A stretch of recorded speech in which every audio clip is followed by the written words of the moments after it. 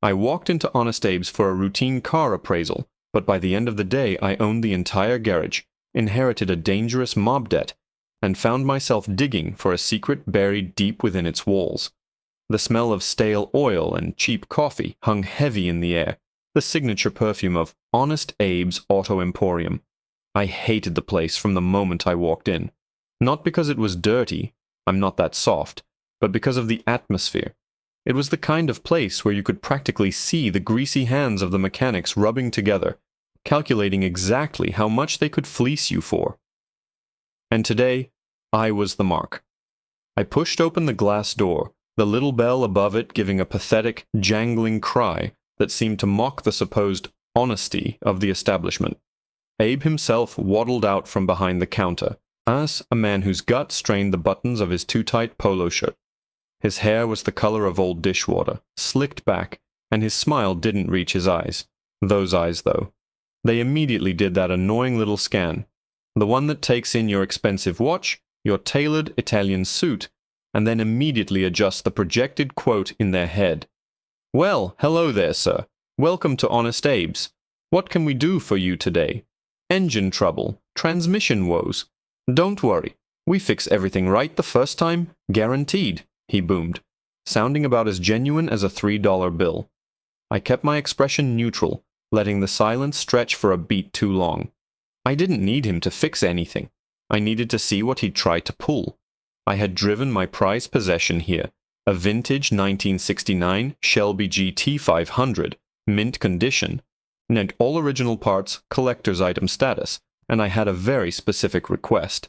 "I need a full diagnostic, Abe," I said, my voice calm, level. "I'm looking to sell her soon, but I want an objective third-party assessment of its current market value, warts and all. No repairs necessary, just the honest numbers." Abe's eyes lit up, that predatory glimmer finally showing through the forced cheer.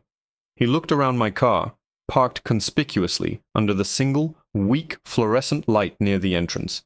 He took 3 slow laps around the Shelby, his breathing growing a little heavy as he admired the flawless deep crimson paint.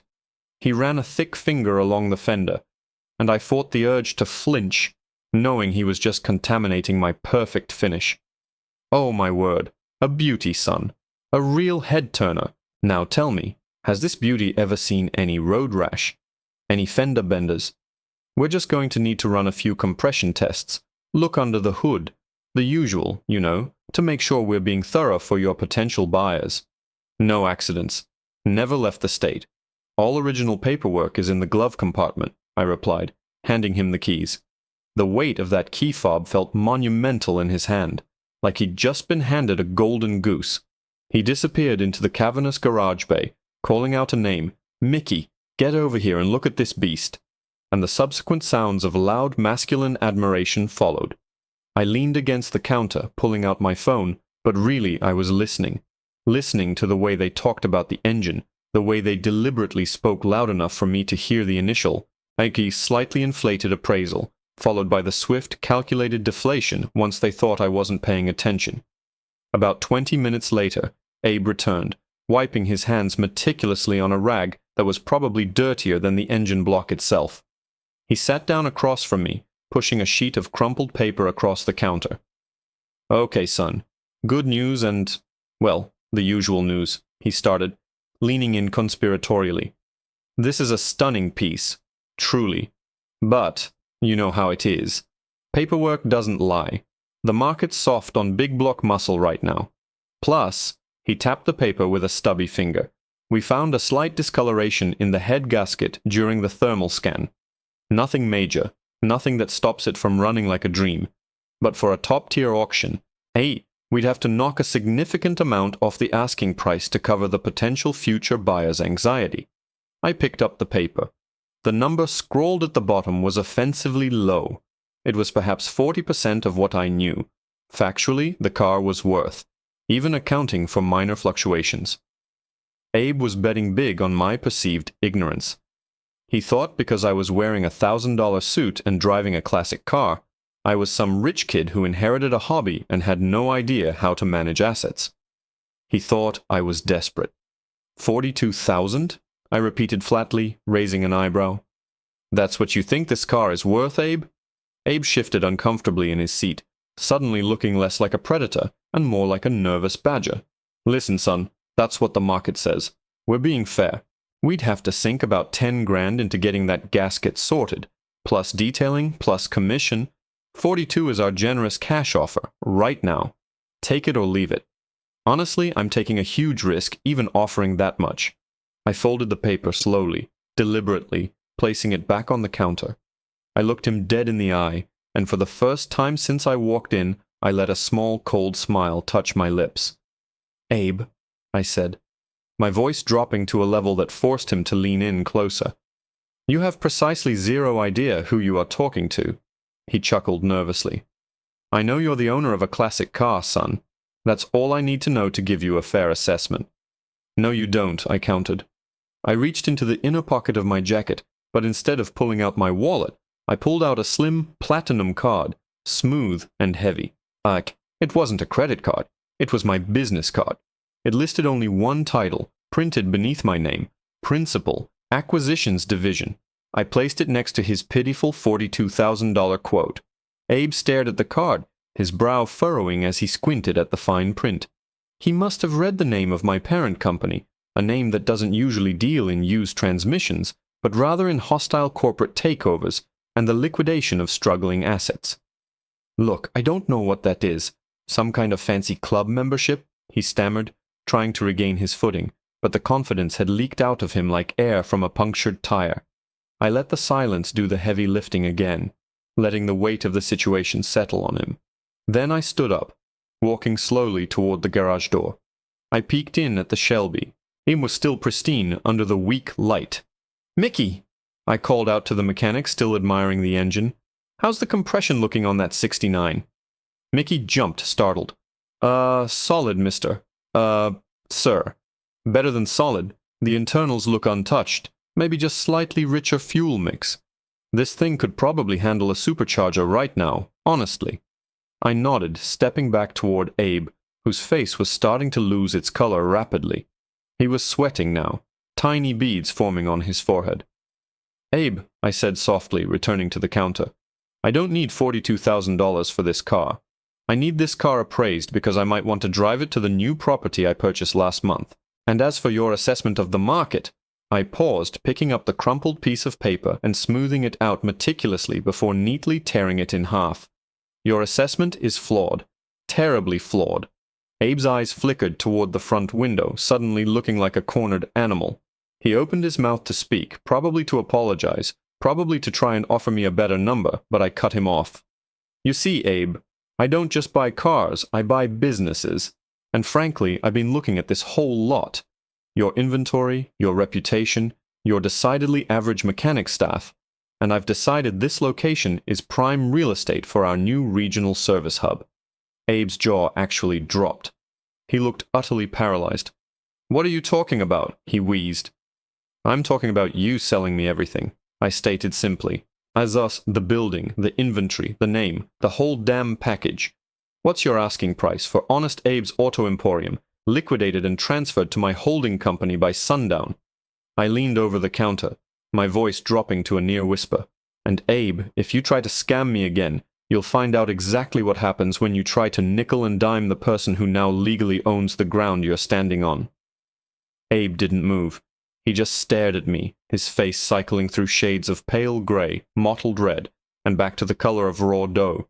The cheap digital clock above the service bay blinked 2:17 p.m., mocking the sudden catastrophic halt in the day's mundane business. Mickey, hearing the sharp escalation, had wisely retreated further into the shadows of the garage, and they're probably trying to decide which exit route was least likely to involve him being implicated in a potential hostile takeover. You can't be serious," Abe finally managed, his voice a thin, reedy sound completely unlike his earlier booming sales pitch. "This is my livelihood, my legacy." I pushed off the counter, taking a slow, deliberate step back to observe him fully. "Legacy is overrated, Abe. Profit margins are forever. Let's talk numbers. I already ran the comparable sales data for commercial properties in this zip code.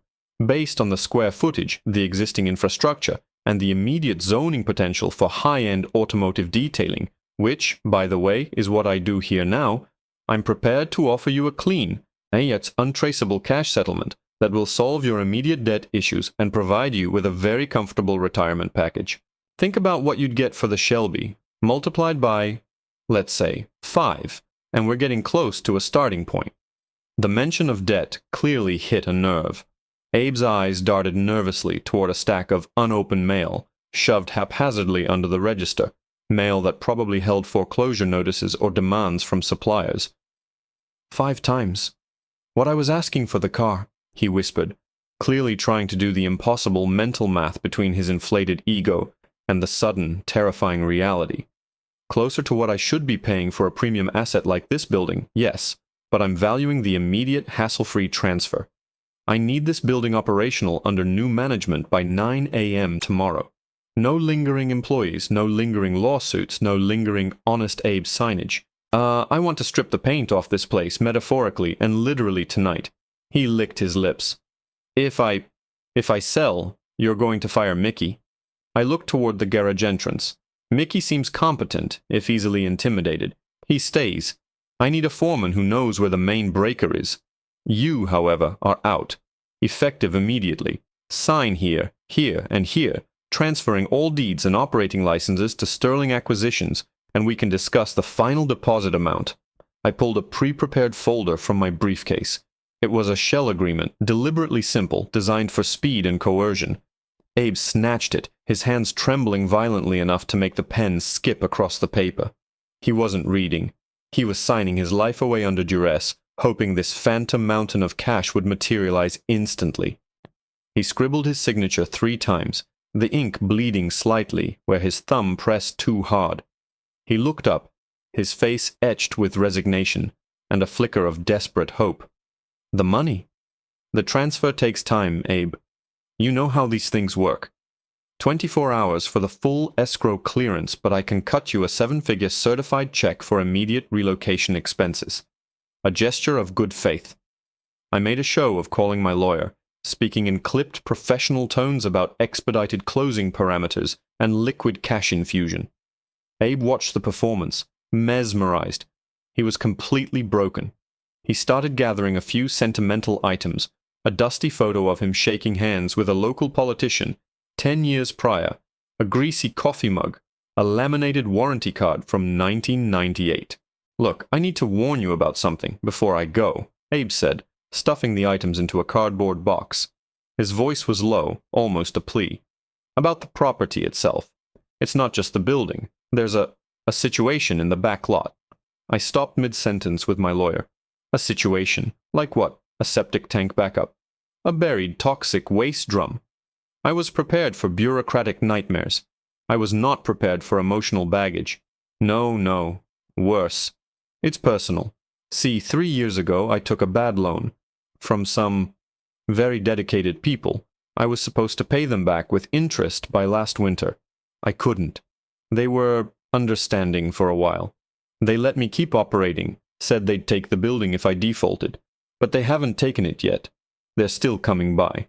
They think this lot is collateral, and they're not going to be happy when they find out the owner has changed overnight. My smile didn't waver, but something inside me tightened. I hadn't accounted for organized crime entanglement. My usual due diligence was usually focused on municipal permits, not local loan sharks. When are these dedicated people typically scheduled to visit, Abe? I asked, my tone dangerously even. They usually drop by around dinner time. They like to make a statement. Tonight they were supposed to meet me here to discuss the final repayment schedule. My final day, you see. They should be here any minute now, actually. They usually park around the side, near the old compressor unit. My eyes snapped toward the wall clock. 2:35 p.m. If they were expecting a confrontation at 5 or 6 p.m., we had maybe 2 hours. I had planned on signing papers and leaving. Now I might have to defend a newly acquired asset against loan enforcers. And what happens if they see me? I asked, already knowing the answer was probably bad things. Abe actually looked relieved to shift the focus away from his own betrayal. They don't care about you. Not unless you interfere. They care about the debt attached to the property. They think I still own it. If they see me driving away with a check, and they see some new suits rolling in." He trailed off, shaking his head miserably.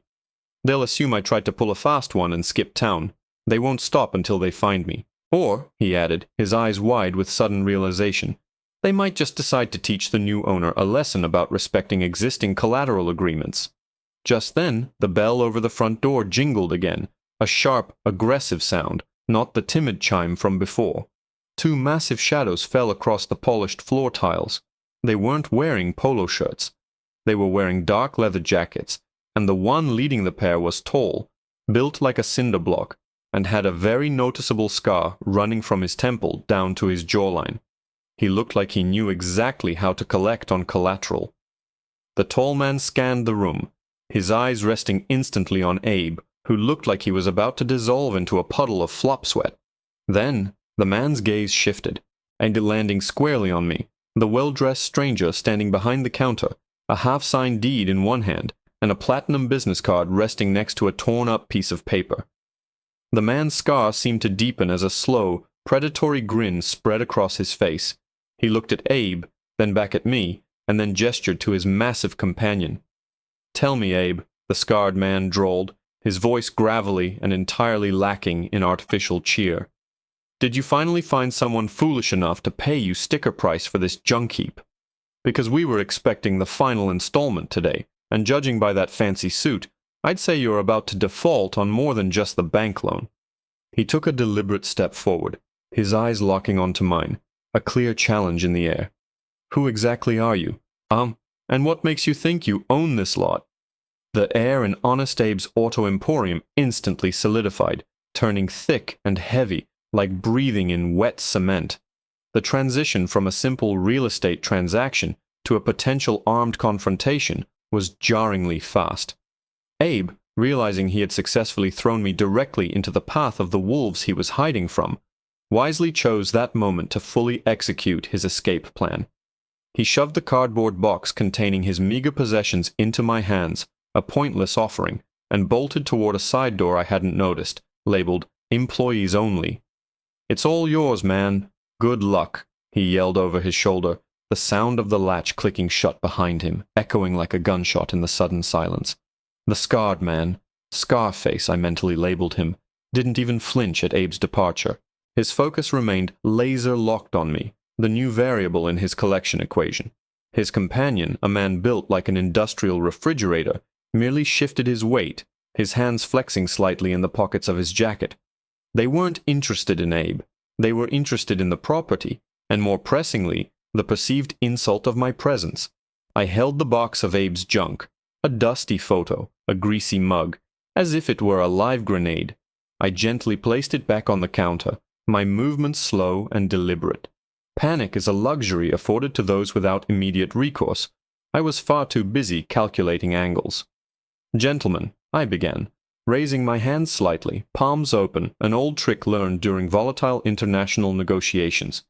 "There appears to be a slight misunderstanding regarding the chain of ownership. I assure you, I am not Abe. I am merely the acquiring agent for the new stakeholders." Scarface took another slower step, closing the distance. He was close enough now that I could smell stale cigarettes and something vaguely metallic, perhaps cheap cologne, attempting to mask worse odors. He leaned down slightly, his breath hitting my face. "Stakeholders," he repeated, drawing the word out with mocking distaste. "Funny, because Abe told us he was the stakeholder here. And when someone defaults on a debt like this, the collateral doesn't just magically get a new business card slapped on it by some suit in a pricey jacket. We had an agreement, Abe and us. You stepping in means you just inherited Abe's problems, friend."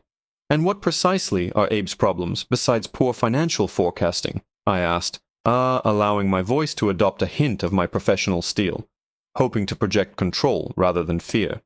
The refrigerator man finally spoke, a low rumble that vibrated in my chest. "His problem is he missed the final payment window.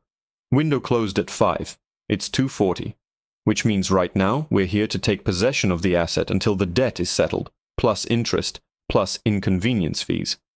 "And what is the value of this inconvenience fee?" I inquired, nodding toward the keys to my Shelby, which was still sitting neatly beside the rejected contract. Scarface let out a short, harsh laugh. Oh, we're not talking about the car anymore, Suit. We're talking about the building. The debt was tied to the lot. You bought the lot from a defaulting party. Congratulations. You just bought the debt. And Abe already ran off with the certified check he was supposed to use to pay us off. So we collect from the new owner. You pay the debt, plus a premium for our lost evening plans. This was precisely the scenario my security detail had advised me to avoid during any aggressive acquisition. I hadn't factored in loan sharks who treated commercial real estate as physical collateral. My lawyer was supposed to have cleared all encumbrances. I assure you, there is no debt registered against this property in any publicly searchable ledger, I argued, though I knew these kinds of arrangements rarely involve public ledgers. Scarface smiled, revealing teeth that were slightly too yellow. We don't do public ledgers, fancy boy. We do private agreements. And you know what the best part is? You already signed the purchase agreement, right? Ain't? You're the owner now, and you're sitting on one hell of a valuable classic car that could cover a significant portion of the principal we were owed. He took another step, and this time I could see the glint of metal under his leather jacket. This was no longer a negotiation. It was a shakedown disguised as a property dispute. I have no intention of paying Abe's debts, I stated firmly, pushing the box of Abe's belongings aside. I bought the property. If you have outstanding claims against the previous owner, you'll need to take it up with him in civil court. Civil court? Scarface scoffed, drawing the weapon, a heavy, chrome-plated automatic pistol with unnerving speed. The metal caught the harsh overhead light. We are civil court, pal, and the judgment is rendered right here, right now. Drop the briefcase, walk away, and maybe we just take the car and call it even on the building debt. If you stick around to argue jurisprudence, we start with the hands. The refrigerator man moved with surprising agility, blocking the side door Abe used, effectively cutting off my only immediate escape route, aside from the front entrance. I was trapped between two heavily armed enforcers, and the faint smell of exhaust fumes drifting from the garage bay where my prized Shelby sat, potentially about to become collateral for a loan I knew nothing about. I looked down at my briefcase, recognizing the cold, hard reality, challenging these men physically or legally. Right now, in this deserted lot, was suicide. My security team was miles away, still processing the final acquisition paperwork. All right, I sighed, putting both hands up slowly, letting the tension drain from my posture, mimicking surrender. Let's talk about the car. I'm willing to negotiate on the vehicle. It's a 1969 Shelby GT 500, worth well over. Before I could finish the value assessment, Scarface raised his gun slightly, aiming it not at me, but deliberately toward the garage opening, right where the Shelby was parked. No negotiation, he snarled. The car is forfeit, but first I want to see the paperwork that says you own this hole. Show me the deed transfer, Suit. Right now. I want to see who you signed the money over to, because if you don't have the documentation, then Abe just sold us a bill of goods, and we're going to burn this place to the ground looking for him. My heart hammered against my ribs. The deed transfer, the final, any official document, was currently sitting on a desk in a downtown office tower, waiting for final digital confirmation scheduled for 4 p.m. I had the preliminary, signed agreement, but not the legally binding executed transfer that would show Sterling Acquisitions as the official, undeniable owner. If I showed them the preliminary agreement, they would just see Abe signing away his property to me, confirming I was the new target for his debt. I glanced frantically between the two men, the gun barrel fixed on the reflection of my car in the grimy glass window. I had seconds to decide. Bluff with incomplete paperwork and invite immediate violence, or feign cooperation and hope the official transfer came through before they decided to start destroying evidence. My hand moved toward the briefcase, but instead of retrieving the folder, I slapped the latch hard, using the momentary noise distraction. I didn't reach for papers. I reached for the compartment beneath the lining where I kept my personal, non-registered defense item, a short-barrel, high-caliber sidearm. As my fingers closed around the cold steel grip, Scarface, seeing the shift in my posture, reacted instantly. "Don't be stupid," he roared, leveling the weapon directly at my chest.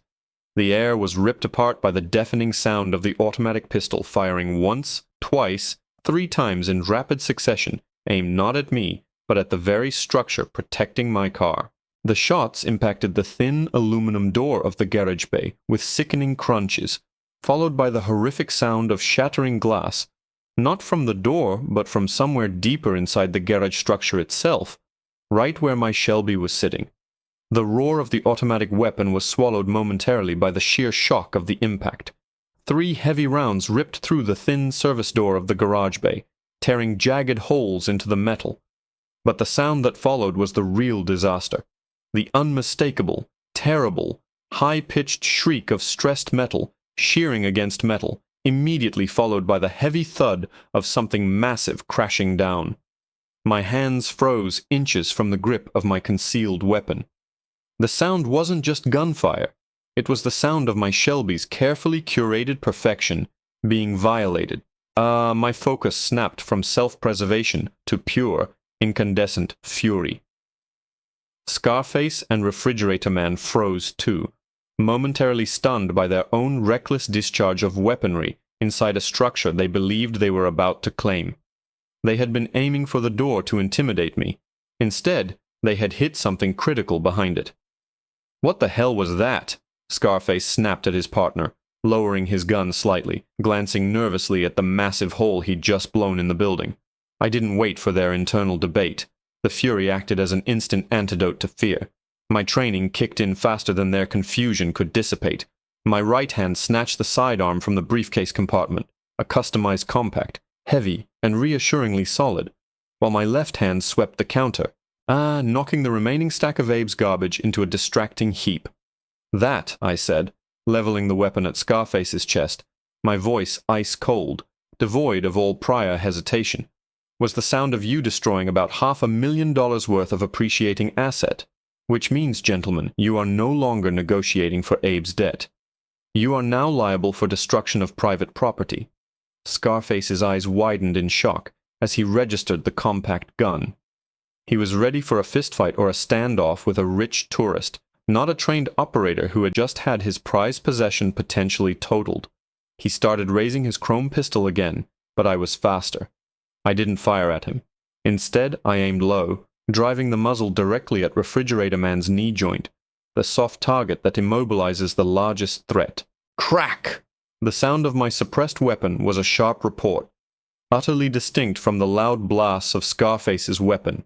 The Refrigerator Man roared, his massive frame collapsing instantly, slamming onto the greasy concrete floor with a heavy impact that shook the building. Scarface flinched violently, stumbling backward, tripping over his fallen partner. His eyes flickered to his downed accomplice, then back to me, realizing with dawning horror that I was not the hapless property owner he expected. "Stay down," I commanded, my voice booming with authority I didn't know I possessed until that moment. I kept the pistol steady on Scarface. "The moment you move, I put one in your shoulder and another in your thigh. You will walk out of here on crutches, looking for Abe, while I deal with your partner's orthopedic surgeon." Scarface scrambled backward, trying desperately to regain his footing, while keeping his weapon pointed vaguely in my direction. "Wait, we don't need to do this. We just want the money." "And you'll get it," I assured him, clicking off the safety on my weapon, ensuring he understood the threat was absolute. "But first, you are going to tell me exactly who you work for, and you are going to clean up the mess you made on my property." I sidestepped the fallen Refrigerator Man, moving cautiously toward the shattered garage door. I peered inside. The Shelby was miraculously intact, having crashed against a stack of discarded tires and soft foam padding Abe had probably kept for years, intending to use them someday. The bullet holes were in the wall beside the car, I having missed the chassis entirely, a near miss born of their own panic. The sound of crashing metal must have been the shelving unit directly behind the car collapsing from the force of the blast. Relief flooded me, immediately replaced by cold calculation. Abe's debt was now my leverage. I looked back at Scarface, who was now frantically trying to help his whimpering partner sit up. "You work for Guido, don't you? The development loan shark?" I recognized the pattern. Scarface visibly paled again, realizing I knew more than I let on. How did you know that name?" "I told you, Abe's appraisal was flawed," I said, stepping back toward the counter, retrieving my briefcase and the official acquisition folder. I deal in acquisitions. When I buy a building, I review all outstanding liabilities. Guido's outfit has been circling this block for 6 months.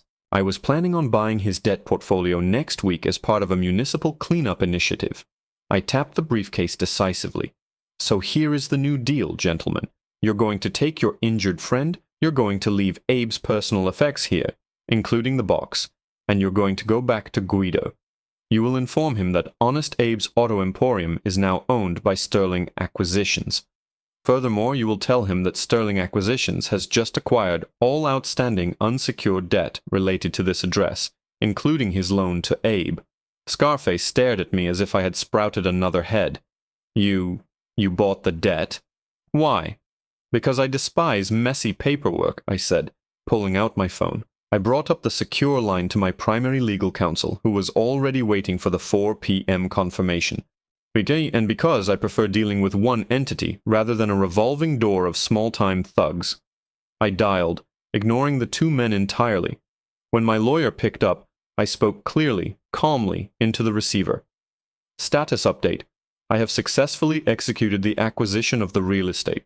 I have also successfully identified and neutralized 2 external liabilities currently attempting unauthorized foreclosure.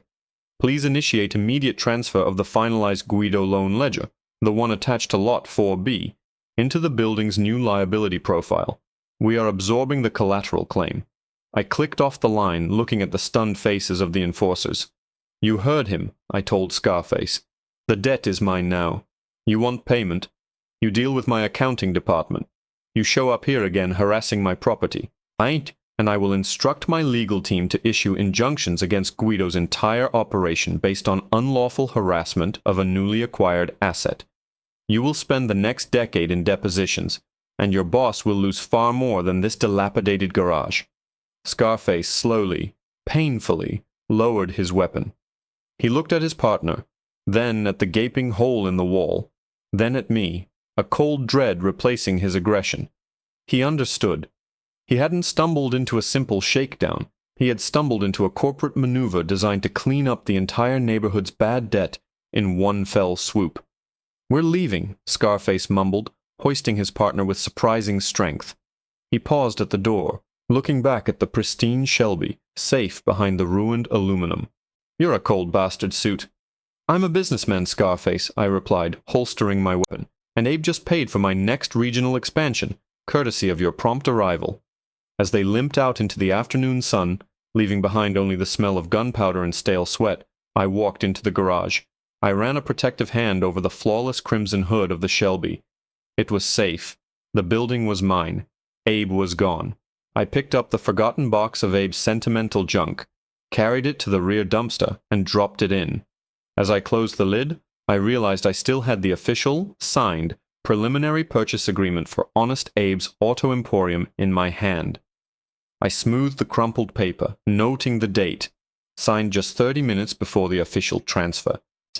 Then I noticed something Abe had scribbled on the back of the paper, not in the signature boxes, but hidden under the purchase price breakdown, a hastily drawn map marked with an X deep within the property lines of the backlot, next to a note that read, Guido's real collateral, buried deep, under the old transmission press. I stared at the map. Abe hadn't just fled a loan shark. He had buried something valuable, perhaps something incriminating, using the threat of the loan shark as a smokescreen to ensure the property would change hands quickly and violently, hoping the new owner would be too busy fighting off enforcers to notice the real treasure hidden beneath the old hydraulic press. I looked out at the vast, empty backlot, now legally mine.